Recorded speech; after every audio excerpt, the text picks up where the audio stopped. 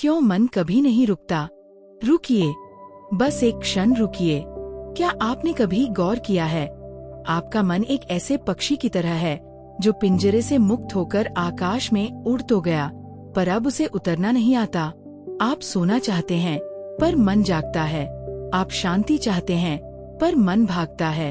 आप रुकना चाहते हैं पर मन को रुकना नहीं आता। और आप खुद से पूछते हैं, क्या इस भागदौड़ का कोई अंत है? क्या मैं अपने इस मन से कभी आजाद हो पाऊंगा? क्या वह दिन आएगा जब मैं बिना किसी चिंता के, बिना किसी उलझन के, बस यहाँ हो सकूंगा? तो आज ठीक इसी पल हम उसी यात्रा पर निकलेंगे, मन को समझने की, उसके पीछे झांकने की, और शायद पहली बार उसे रुकते हुए देखने की। जरा अपनी आंखें बंद कीजिए, धीरे धीरे गहरी सांस लीजिए और छोड़िए। अपनी आंखों के पीछे एक स्क्रीन की कल्पना कीजिए। अब उस स्क्रीन पर अपने विचारों को देखिए। जैसे बादल आसमान में आते जाते हैं, वैसे ही विचार आ रहे हैं और जा रहे हैं। एक विचार आता है, कल की बात। एक और आता है, कल की चिंता। तीसरा आता है, किसी की बात जो आपको चुभी थी। चौथा आता है, कोई सपना जो अधूरा है। क्या आपने देखा? विचारों की यह अंतहीन धारा कभी रुकती नहीं। एक खत्म होता है, दूसरा शुरू। कोई थमता नहीं, कोई रुकता नहीं। यही हमारा जीवन बन गया है, विचारों का एक अनवरत बहाव, एक निरंतर शोर, एक कभी न थकने वाली दौड़। और इसी दौड़ में हम अपना सब कुछ खो बैठे हैं। ये पहेली जिसे हम मन कहते हैं। हजारों साल पहले जब पहले ऋषि पहाड़ों पर बैठे थे, उन्होंने यही पहेली देखी थी। उन्होंने देखा कि मनुष्य का मन एक बंदर की तरह है, एक डाली से दूसरी डाली पर कूदता, एक विचार से दूसरे विचार पर उछलता, कभी स्थिर नहीं। इस बंदर को उन्होंने मर्कट मन कहा। और फिर उन्होंने देखा, यह बंदर जब शराब पी लेता है तो और भी उन्मत्त हो जाता है। यानी जब मन में इच्छाओं और आसक्तियों का नशा चढ़ जाता है तो वह और भी पागल हो जाता है। और फिर उन्होंने देखा, इस पागल बंदर को जब बिच्छू डंक मार देता है तो वह दूर दूर तक भागता है, बिना रुके, बिना थके। यानी जब मन को किसी भय या चिंता का डंक लगता है तो वह अंधाधुंध भागता है, कहीं का कहीं, बिना किसी रुकावट के। और आखिर में उन्होंने देखा, ये डंक मारा हुआ पागल बंदर जब रात को अंधेरे में भागता है तो उसे दिशा नहीं दिखती। यानी जब मन अज्ञानता और भ्रम के अंधेरे में होता है तो वह बिना दिशा के भागता है, बिना किसी गंतव्य के, बस भागता रहता है। यही हमारी स्थिति है। हमारा मन एक पागल, नशे में धुत, बिच्छू द्वारा डंक मारा हुआ बंदर है, अंधेरे में बिना दिशा के भागता हुआ। और हम सोचते हैं कि यही जीवन है, यही हम हैं। अपने मन को पहली बार देखें। अब जरा गहराई में जाए। सवाल ये है, क्या आपने कभी अपने मन को देखा है? मैं पूछता हूँ, आपने अपने चेहरे को दर्पण में लाखों बार देखा है, अपने कपड़ों को देखा है, अपने घर को देखा है, अपने काम को देखा है, अपने रिश्तों को देखा है, पर क्या आपने कभी अपने मन को देखा है जैसे कोई बाहरी व्यक्ति किसी को देखता है? शायद नहीं, क्योंकि जब हम मन को देखने बैठते हैं तो वह तुरंत कोई बहाना ढूंढ लेता है। काम है, नहा धोकर आना है, फोन आ गया है, भूख लगी है, नींद आ रही है। मन को अपने आप को देखा जाना पसंद नहीं है। जैसे कोई चोर अंधेरे में छिपना चाहता है, वैसे ही मन भी अपने शोर में छिपना चाहता है। उसे डर है, अगर कोई उसे देख लेगा तो वह अपना खेल खो देगा। पर जब आप उसे देखना शुरू करते हैं, सच में, बिना किसी निर्णय के, बिना किसी बदलाव की चाह के, तो कुछ जादुई होता है। वह ठिठक जाता है, वह शांत हो जाता है, वह रुक जाता है। यह कोई सिद्धांत नहीं है, यह प्रयोग है। आप इसे अभी कर सकते हैं। मन क्यों नहीं रुकता? एक गहरी समझ। अब हम अपनी बात के मूल में आते हैं। मन क्यों नहीं रुकता? इसके 4 गहरे कारण हैं। आइए हर एक को समझें। पहला कारण, मन को अपनी पहचान बचानी है। मन सोचता है कि अगर उसने सोचना बंद कर दिया तो उसका अस्तित्व ही खत्म हो जाएगा। उसे लगता है कि विचार ही उसकी पहचान है। एक छोटी कहानी सुनिए। एक तालाब में कई कमल के फूल खिले हुए थे। उनमें से एक फूल बहुत अहंकारी था। वह दूसरे फूलों से कहता, मैं सबसे सुंदर हूँ, मुझे सबसे अधिक देखो।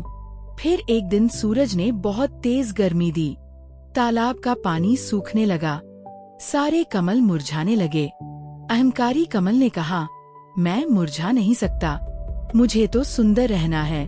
पर वह भी मुरझा गया।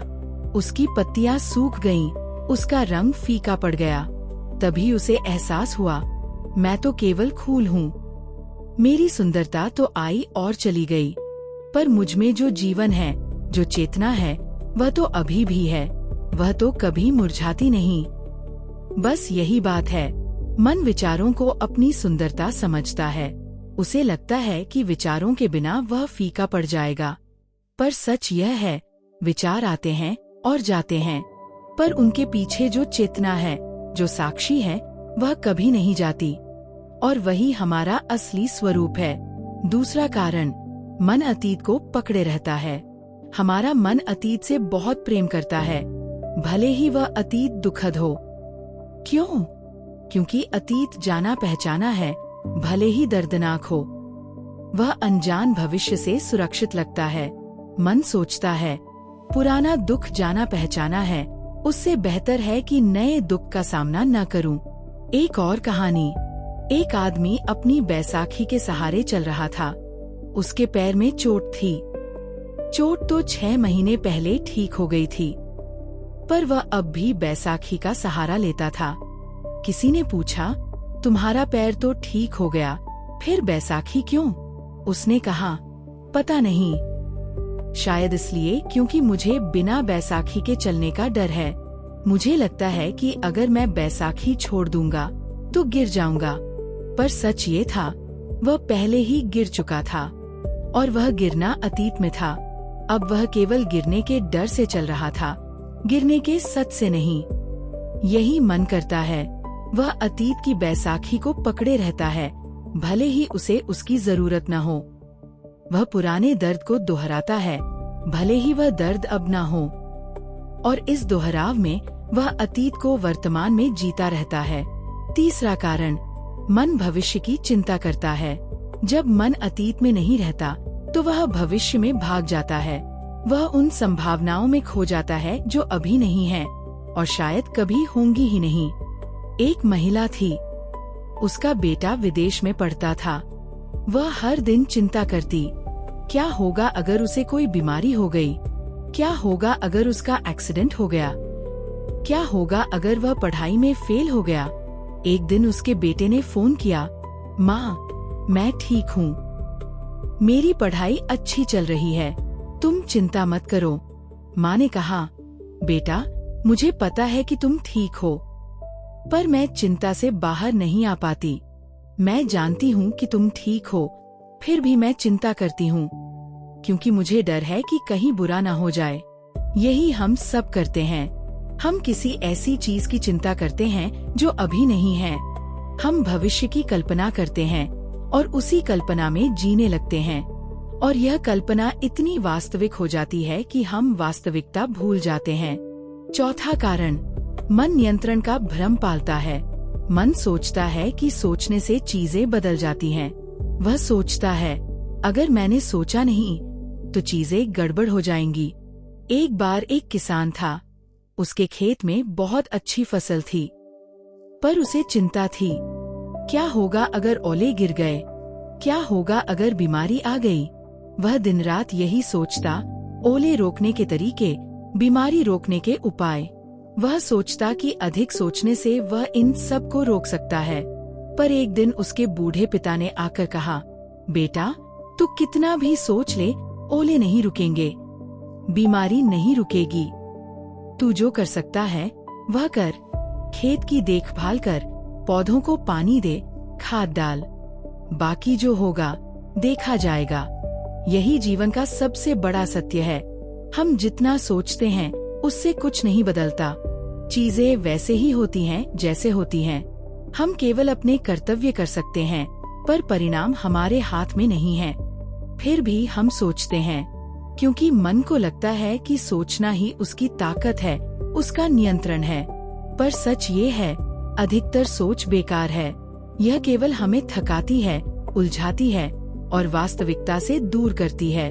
जब मन नहीं रुकता तो क्या क्या खो जाता है, ये बहुत जरूरी है कि हम यह समझें। जब मन नहीं रुकता तो वास्तव में हम क्या क्या खो देते हैं।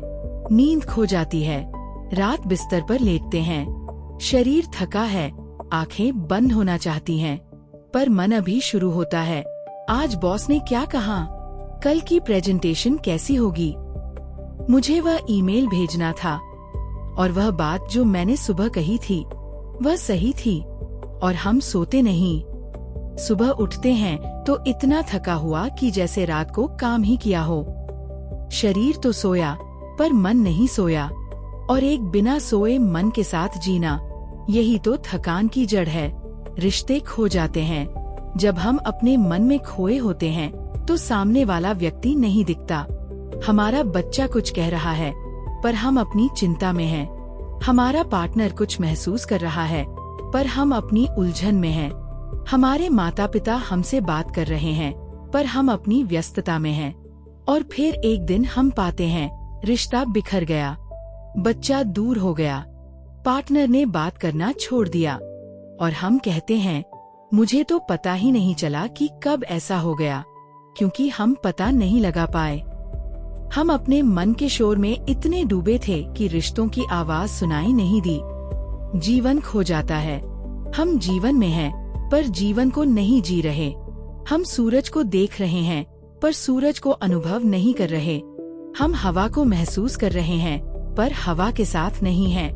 हम खाना खा रहे हैं पर स्वाद नहीं ले रहे। हम चल रहे हैं पर रास्ते को नहीं देख रहे। जीवन हर पल घट रहा है। एक पत्ता गिर रहा है, एक बच्चा हंस रहा है, एक बूंद गिर रही है, एक सांस आ जा रही है, पर हम इनमें से कुछ भी नहीं देख पाते, क्योंकि हमारा मन कहीं और है। खुद को खो देते हैं, और सबसे बड़ी क्षति, हम खुद को खो देते हैं। हम इतने विचारों में खो जाते हैं कि हमें याद नहीं रहता मैं कौन हूँ, मेरी सच्ची इच्छा क्या है, मेरा असली स्वरूप क्या है। हम खुद को अपनी चिंताओं से पहचान लेते हैं। मैं चिंतित हूँ या मैं परेशान हूँ, यही हमारी पहचान बन जाती है। और जब यह पहचान जम जाती है तो हम उससे बाहर नहीं निकल पाते। क्या मन को रुकना संभव है? अब सबसे जरूरी सवाल, क्या ये संभव है? क्या मन सच में रुक सकता है? हाँ, पूरी तरह संभव है। पर ध्यान रखें, एक बहुत बड़ी भूल है जो हम करते हैं। हम मन को जबरदस्ती रोकना चाहते हैं, और जब नहीं रुकता तो हम और जोर लगाते हैं, और फिर हम कहते हैं देखो मन रुकता ही नहीं। ये ऐसा है जैसे कोई नदी को जबरदस्ती रोकने की कोशिश करे, बांध बनाए, पत्थर लगाए। नदी थोड़ी देर रुकेगी, फिर और जोर से बहेगी। मन भी वैसा ही है, जबरदस्ती रोकने की कोशिश करें तो और अधिक भागेगा। उसे रोकना नहीं है, उसे देखना है। एक और कहानी। एक नदी के किनारे एक बूढ़ा आदमी बैठा था। उसके सामने एक युवक आया और बोला, महाराज, मेरा मन बहुत भागता है, मैं उसे रोकना चाहता हूँ। बूढ़े ने कहा, तुम नदी को देखो, क्या वह भाग रही है? युवक ने कहा, हाँ, वह बहुत तेज बह रही है। बूढ़े ने कहा, क्या तुम उसे रोक सकते हो? युवक, नहीं। बूढ़ा, तो फिर क्या कर सकते हो? युवक, उसे देख सकता हूँ। बूढ़ा, बस यही करो, मन को देखो, उसे रोकने की कोशिश मत करो। वह भागता रहेगा, पर तुम देखते रहो, और एक दिन तुम पाओगे, जब देखने वाला जागता है तो भागने वाला थक जाता है। यही गहरा रहस्य है, देखना ही रोकना है। जब आप अपने मन को देखने लगते हैं तो वह अपने आप शांत होने लगता है, क्योंकि जब तक आप उसे देख रहे होते हैं तब तक आप उसमें नहीं होते, और जब आप उसमें नहीं होते तो वह अपनी ताकत खो देता है। वह अपने आप धीमा हो जाता है, वह अपने आप रुक जाता है। एक प्रयोग अभी करके देखें। आइए अभी एक छोटा सा प्रयोग करते हैं। जरा अपनी आंखें बंद कीजिए, धीरे धीरे सांस लीजिए, गहरी और धीरे धीरे छोड़िए। अब ध्यान दीजिए आपके मन में इस समय क्या विचार आ रहा है। बस देखिए, उसे ना पकड़िए, ना भगाइए। जैसे कोई पक्षी को उड़ते हुए देखता है, वैसे ही विचार को देखिए। कोई विचार आ रहा है, कल की बात, बस देखिए, उसे आने दीजिए, जाने दीजिए। कोई विचार आ रहा है, किसी की आलोचना, बस देखिए, उसे आने दीजिए, जाने दीजिए। कोई विचार आ रहा है, कोई सपना, कोई चिंता, कोई उलझन, बस देखिए। अब पूछिए, क्या आप वही हैं जो विचार देख रहे हैं, या आप वह विचार हैं? आप विचार नहीं हैं, आप विचार देखने वाले हैं। और देखने वाला कभी भागता नहीं, कभी उलझता नहीं, कभी चिंता नहीं करता। वह बस देखता है, शांत, स्थिर, अविचल। बस यही अभ्यास है, देखने वाला बनना, विचारों से अलग होना, मन के शोर के बीच भी उस साक्षी को पहचानना जो कभी शोर नहीं करता। इस अध्याय का सार। आज हमने इस यात्रा की शुरुआत की। हमने देखा, मन एक पागल बंदर की तरह है जो अतीत में रहता है, भविष्य में भागता है और वर्तमान को भूल जाता है। हमने समझा, मन 4 कारणों से नहीं रुकता। अपनी पहचान बचाने के लिए, अतीत की पकड़ के कारण, भविष्य की चिंता के कारण और नियंत्रण के भ्रम के कारण। हमने पाया, जब मन नहीं रुकता तो हम नींद खो देते हैं, रिश्ते खो देते हैं, जीवन खो देते हैं और खुद को खो देते हैं। और सबसे बड़ी बात, हमने सीखा कि मन को बलपूर्वक नहीं रोका जा सकता, उसे केवल देखा जा सकता है और देखना ही उसे शांत करने का सबसे बड़ा उपाय है। आज का एक सरल अभ्यास। आज रात सोने से पहले 10 मिनट इस अभ्यास को कीजिए। बिस्तर पर लेट जाइए, आंखें बंद कीजिए, 3 गहरी सांस लीजिए और छोड़िए। अब अपने मन में आने वाले हर विचार को बस देखिए, जैसे बादलों को, जैसे तैरते पत्तों को, जैसे गुजरती हवा को। एक विचार आता है, मैं थका हूँ, बस देखिए। एक विचार आता है, मुझे कल यह करना है, बस देखिए। एक विचार आता है, उसने यह क्यों कहा, बस देखिए। बिना किसी निर्णय के, बिना किसी बदलाव की चाह के, बस देखिए। और जब आप देखें तो ध्यान रखें, मैं ये विचार नहीं हूँ, मैं उसे देख रहा हूँ। 10 मिनट करें, फिर आंखें खोलें। आप पाएंगे कि एक शांति आई है, चाहे कुछ क्षण की ही हो, पर वह शांति आई है। और वह शांति बताती है, ये संभव है, मन को रुकना संभव है, एक साक्षी बनना संभव है। एक अंतिम प्रार्थना। आज इस अध्याय के अंत में मैं आपको एक छोटी प्रार्थना देना चाहता हूँ, जो आप अपने आप से कर सकते हैं। हे मेरे मन, मैं तुझसे शिकायत नहीं करता, मैं तुझे बदलना नहीं चाहता, मैं केवल तुझे देखना चाहता हूँ। तू भागता रह, पर मैं देखता रहूं। तू उलझता रह, पर मैं साक्षी बना रहूं। तू शोर करता रह, पर मैं उस शोर के पीछे उस शांति को पहचानता रहूं जो कभी नहीं बदलती। आज से मैं तुझसे लड़ना नहीं चाहता, आज से मैं तुझे समझना चाहता हूँ, क्योंकि जब मैं तुझे समझ लूंगा तो तू अपने आप शांत हो जाएगा। अब आगे क्या? आज हमने समझा कि मन क्यों नहीं रुकता, पर यह केवल शुरुआत है। अगले अध्याय में हम और गहरे जाएंगे। हम बात करेंगे चिंता और चिंतन का अंतर। हम समझेंगे कि हर विचार बुरा नहीं है। कुछ विचार हमें ऊपर उठाते हैं, कुछ नीचे गिराते हैं। हम सीखेंगे कि कैसे चिंता को चिंतन में बदला जा सकता है। तब तक आज रात जब भी कोई चिंता आए, बस याद रखिए, आप चिंता नहीं हैं, आप उसे देखने वाले हैं। शांत रहिए, अपने साथ रहिए और अपने मन को देखना सीखिए, क्योंकि जब आप देखना सीख जाते हैं तो फिर कभी भटकते नहीं।